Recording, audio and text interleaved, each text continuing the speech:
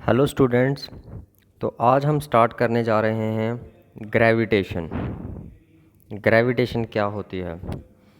तो चलिए पढ़ते हैं ग्रेविटेशन के बारे में, जानते हैं इसके बारे में ग्रेविटेशन होती क्या है।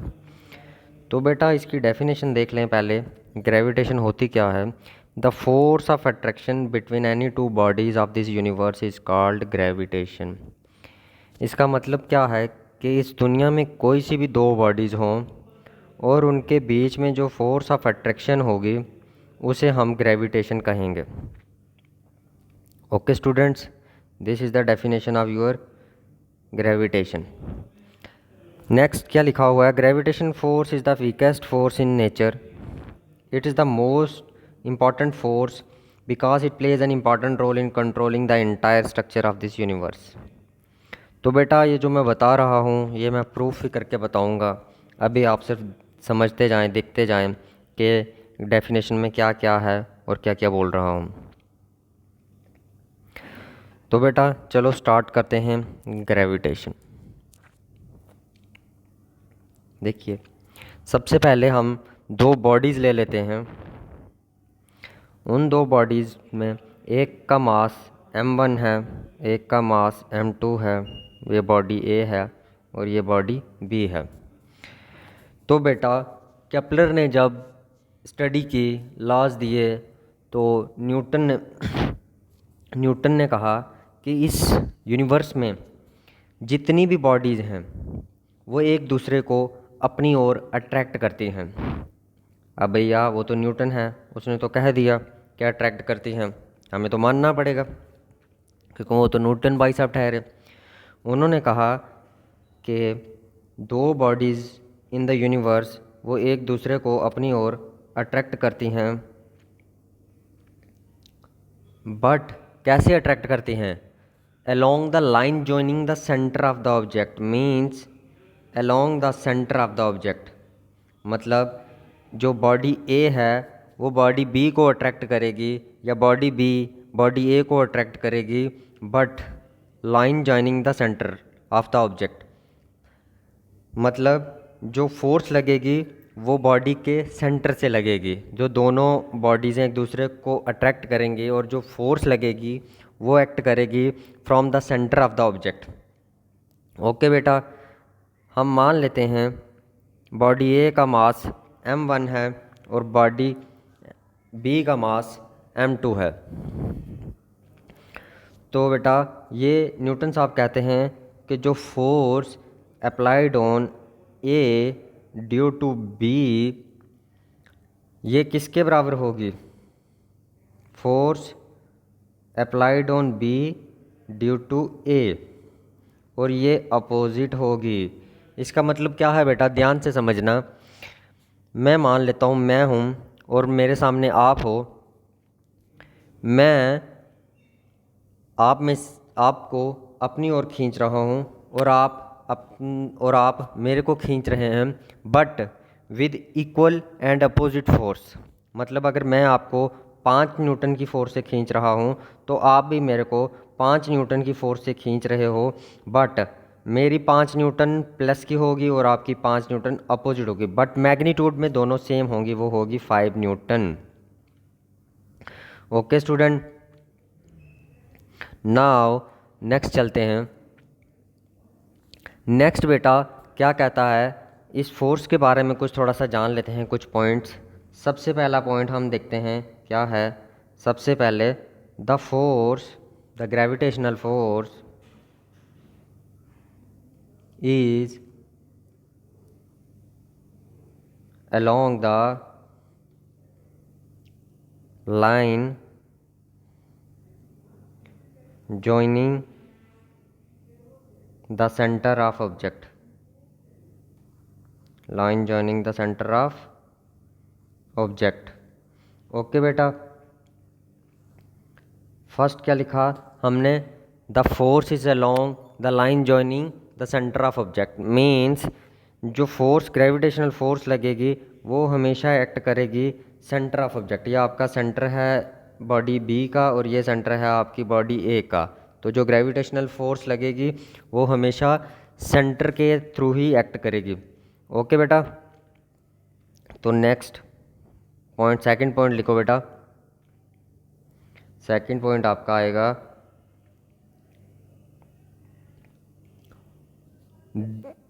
दिस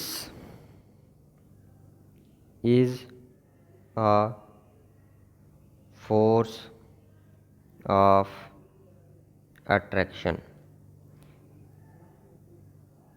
ओके बेटा, तो क्या कहा हमने? This is a force of attraction. इसका मतलब क्या है? मैंने आपको पहले ही कहा कि जो दो बॉडीज़ हैं वो एक दूसरे को अपनी ओर अट्रैक्ट करते हैं। तो ये कहना सही है कि ये जो फोर्स होगी ये फोर्स ऑफ अट्रैक्शन होगी, ये अट्रैक्ट करेगी। याद रखना बेटा, मैं बोल क्या रहा हूँ, अट्रैक्ट करेगी। Every body in this universe attracts every other body with the force called as gravitational force. Okay बेटा, this is your second point. Now let's move on third point. तो थर्ड पॉइंट बेटा note down करिए। This is the weakest force. हमारी जो चार fundamental forces हैं ये उन सभी में से वीकेस्ट फोर्स होगी।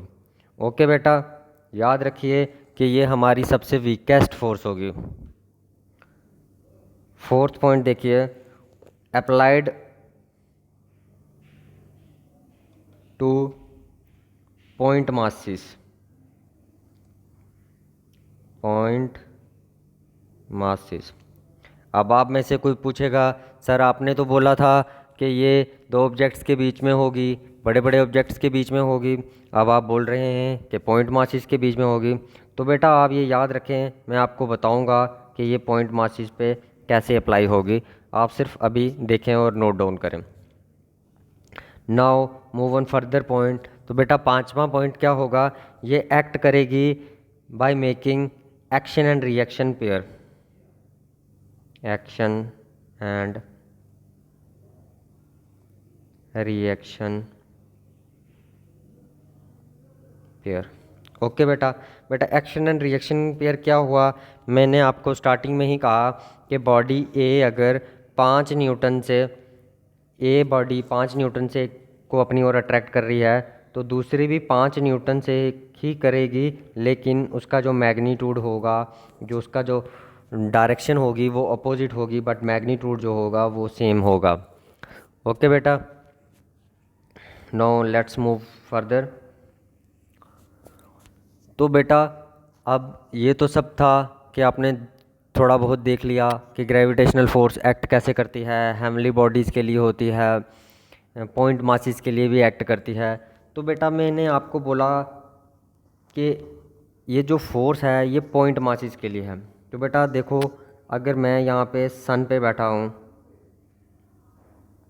बेटा देखिए मैं यहाँ पे सन पे बैठा हूँ, देखिए बेटा ये रहा सन और आप यहाँ अर्थ पे हैं। तो मैंने आपको सन से कॉल की, मैंने आपको कहा कि हाँ भाई बताइए जो सन है वो आपको कैसा दिख रहा है? तो आप बोलोगे कि वो तो एक छोटा सा दिख रहा है, एक पॉइंट सा दिख रहा है। बट बेटा सन कोई पॉइंट थोड़ी है, वो तो एक बहुत बड़ी बॉडी है, बहुत बड़ा है। तो अर्थ से हमें देखने पर वो हमें एक पॉइंट जैसा दिखता है। तो ये ऐसा किस वजह से होता है? ऐसा होता है इन दोनों में जो लार्ज डिस्टेंस होता है बेटा, लार्ज डिस्टेंस। डिस्टेंस ज़्यादा होने की वजह से हमें जो बॉडीज़ हैं बड़ी बड़ी वो पॉइंट ऑब्जेक्ट्स की तरह दिखती हैं। इसीलिए हमने कहा कि ये जो फोर्स होगी ये वीकेस्ट फोर्स होगी बेटा। ओके बेटा, नाउ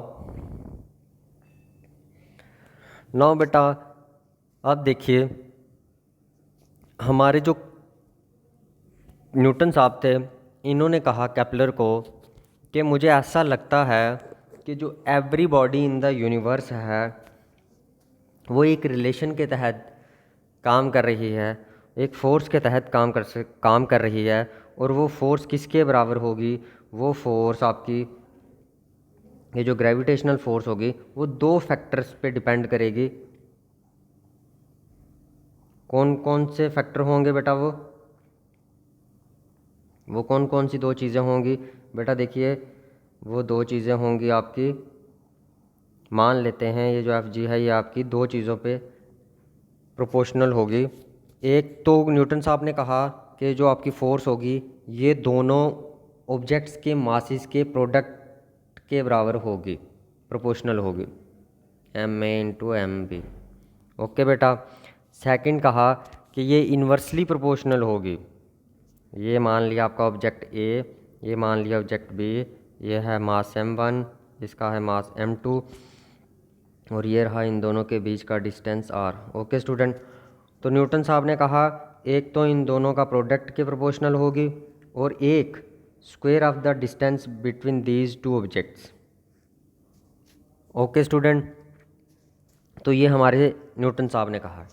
तो केपलर साहब ने कहा कि न्यूटन साहब आपने ये एक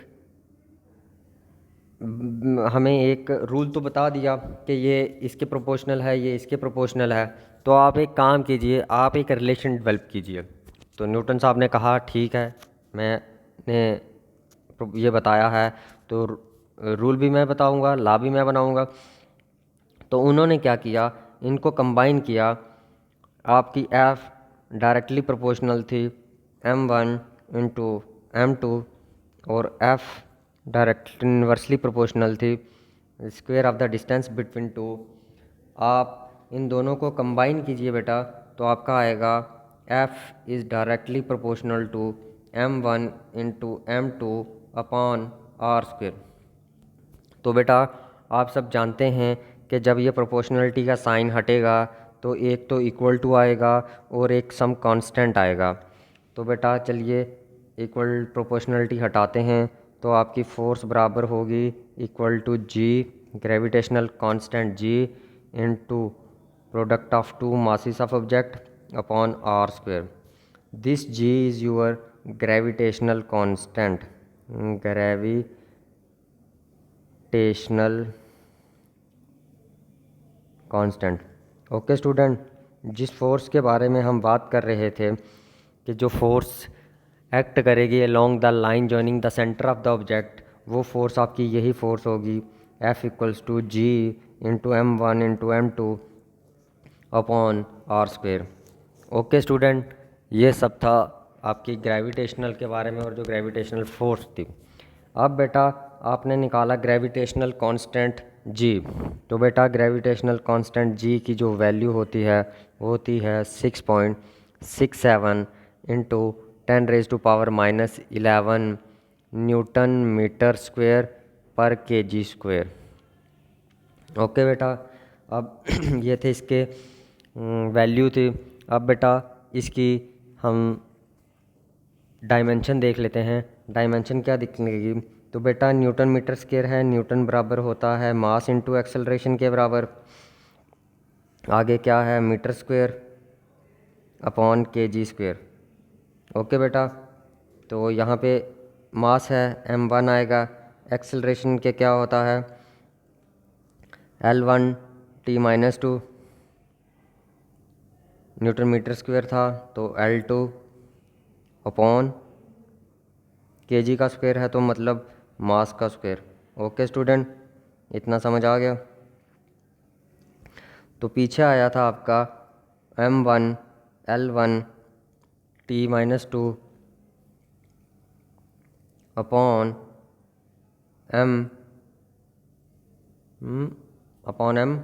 m2। तो बेटा ये 2 जब ऊपर जाएगा तो ये बनेगा m-1, L ये 2 और ये 1 3 और ये आपका t-2। ये आपका डायमेंशनल फार्मूला आ गया आपकी ग्रेविटेशन का, आपकी फोर्स का, ये ग्रेविटेशनल कांस्टेंट जी का। ओके बेटा, नो लेट्स मूव फर्दर। बेटा मैंने आपको कहा कि अगर आप सन पे बैठे हो, मैं सन पे बैठा हूँ, आप अर्थ पे हो, तो मैंने आपको यहाँ से कॉल की, मैंने कहा कि सन और अर्थ एक दूसरे को अट्रैक्ट कर रहे हैं।